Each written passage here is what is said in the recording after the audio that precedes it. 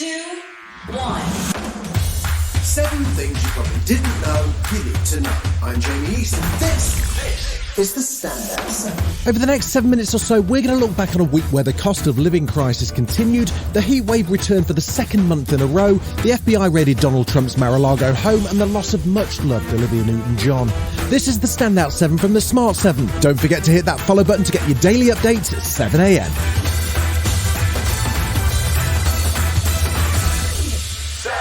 On Monday, the spiralling cost of fuel continued to dominate headlines, and Lord Howell of Guildford doesn't have much hope for either Tory leadership candidate.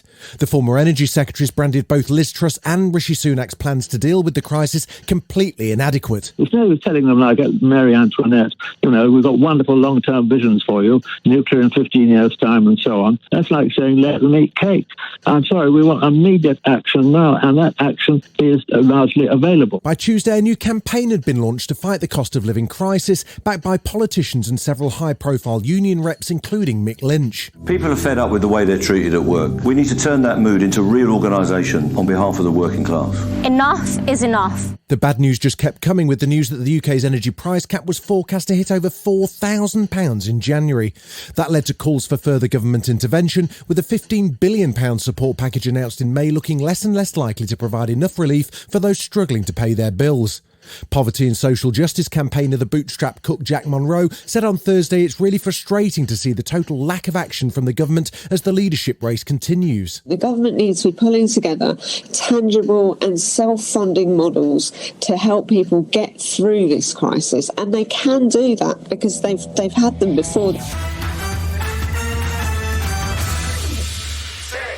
This week saw the return of temperatures over 30 degrees for the south of England as the UK got ready for another heat wave. Amber weather warnings for extreme heat were issued across England and Wales less than a month after July's record-breaking temperatures. Alex Deakin's a Met Office meteorologist and warned us just how awful things are likely to be. Those temperatures by night are also going to be rising. Not too oppressive at the moment. Later in the week, we could see those temperatures holding up even higher than that. And that is part of the problem. You just don't get that respite. Your body just doesn't have that time to recover. On Wednesday, Thames Water became the latest water firm to announce hosepipe ban plans, and spokesperson Catherine Ross laid out the grim reality of water levels. We are seeing unprecedentedly low storage levels. When you say unprecedentedly low, we mean worse than 1976, or we don't going back that far? Yeah, I mean, we're looking at sort of less than 75% of our storage at the moment as to where we would expect it to be. This comes as new data shows 2.4 billion litres of water are lost in leaks every day by water companies in England. As the UK struggles with low water levels and high temperatures, Professor Roger Falconer of Cardiff University says the UK's really failed to prepare for the current crisis. I think we are based on short-term policies rather than long-term planning. And when we say we, who is we? Is this a government thing? I think it's all of us. It's society, it's a 5-year political cycle, and so forth.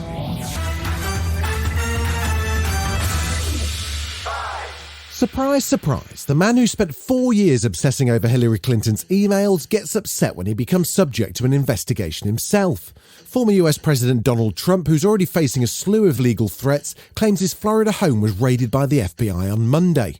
The investigation's thought to be related to his alleged mishandling of White House records, although some Trump supporters say it's all part of a Democrat conspiracy to prevent him running for a second term in 2024. It comes as a federal appeals court ruled the IRS must release the former president's tax returns to the House. Trump's currently the only US president since Gerald Ford who's failed to publicly release his full tax returns. But just how worried should Trump be? Well, according to lawyer and Trump critic George Conway, quite. I think any time the Federal Bureau of Investigation comes to your house early in the morning and knocks on the door and starts rummaging through your home with a list of things that it's specifically looking for, you should be worried. The yeas are 50, the nays are 50. The Senate being equally divided, the Vice President votes in the affirmative, and the bill, as amended, is passed. That was US Vice President Kamala Harris breaking the tie and finally passing Joe Biden's signature piece of legislation. The Inflation Reduction Act's a much smaller version of the original $3 trillion Build Back Better plan, but it will have significant impact on both the US deficit and programs like Medicaid and climate change. Senate Majority Leader Chuck Schumer says the $740 billion bill marks a significant moment. Today, After more than a year of hard work, the Senate is making history.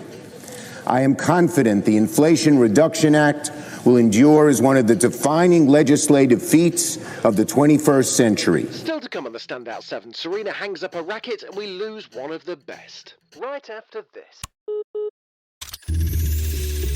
Welcome back.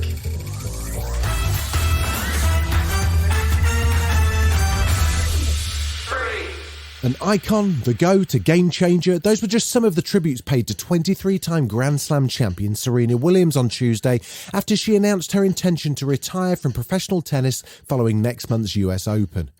In an article for Vogue magazine, the 40-year-old wrote she's evolving away from the sport to focus on other things which are important to her, including spending more time with her family and working on her business ventures. And judging by her post-match interview from the Canadian Open on Monday, she seems ready to take the next step. Best of luck, Serena. What is it that continues to drive you or keeps you hungry in the sport? I don't know. I guess there's just a light at the end of the tunnel.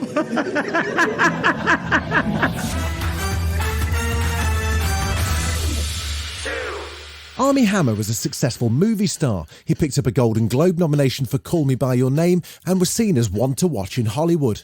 Then came allegations of rape and sexual assault. He was dropped by his agent and now apparently lives in the Cayman Islands selling condos. But the story's even darker than it first appears, with sensational tales of bondage, sexual violence and even cannibalism. A new Discovery Plus documentary called House of Hammer delves into the story and hears from his estranged aunt Casey as the lid is lifted on a truly weird world. It drops on September the 2nd. I get to come over to your house with my bag of goodies, completely incapacitating you until I was done with you. I am here to talk about what happened in my relationship with Armie Hammer. I knew something about him would come up in the future because I know how careless he is. He said things like he wanted to barbecue and eat her. Olivia Newton-John has died aged 73. The British-Australian actress and singer had been battling cancer for decades. She had an extraordinary career both as an actress in the iconic movie Grease, as one of the biggest recording artists of the 70s and 80s, and as a 4-time Grammy Award winner.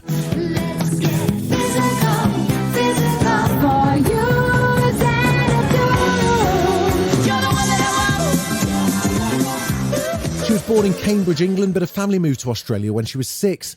Her husband, John Easterling, posted news of her passing and said, Olivia's been a symbol of triumph and hope for over 30 years, sharing her journey with breast cancer. She was first diagnosed in 1992 and had battled through remission and recurrence. She spoke to CBS News back in 2019 about her diagnosis and her determination to keep living her life. Rest in peace, Olivia. It's a decision how you choose to feel about something. So I've chosen that path. I'm happy, I'm lucky, I'm grateful. I have much to live for and I intend to keep on doing it. This has been the Standout 7, the best of the week from the Smart 7. We'll be back tomorrow, 7 a.m. with the Sunday 7. Have a great rest of your weekend. Written, produced and published by Daft Doris.